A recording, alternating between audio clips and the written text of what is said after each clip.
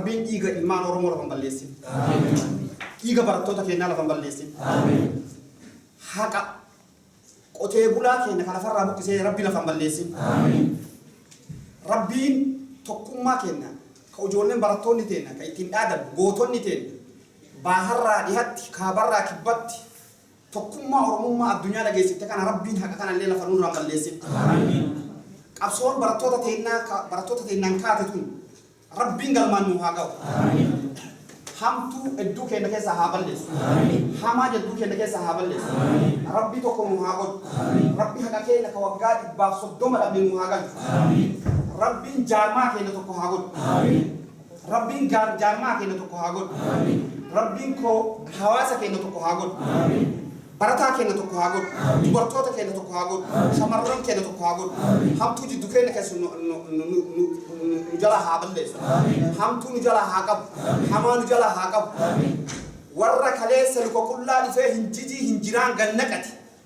Adha gannaqatee san dagatee Oromiyaa saamee saamsisee Paakistaan itti waamee Indiyaa itti waamee investara biyya alaatti itti waamee biyya keenya saamsise Rabbiin nurra haa kaasu. Rabbiin nurra haa kaasu. Rabbiin haqa keenya nu haa kennu. Jabaadha qubee generation. Jabaadha abbaan biyyaa isin. Jabaadha hoogganni Oromoo isin. Jabaadha wal qabadha eenyu nutti eegina eenyu nutti eegidan. Eenyu nutti eegidan. Nam tokkollee itti eegidan. Liidara keessa baafatan kaalaa ka biyya keessa baafate kaasillee baafatan tokkummaan dura ture. Tokko ammallee wanni jechuu barbaannu jaarmaan Oromoo tokko ta'uu qaba. Sanii wajjin gara biyya isaatti deemuu qaba. Achitti qabsoo sana hoogganuu qaba. Yookiin hawwaasa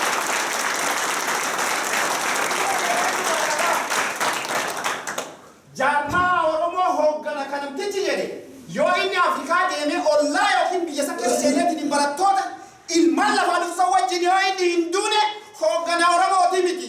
Hawaasa Oromooti. Kana ol baafnee sagalee ol baafnee dubbannaa jecha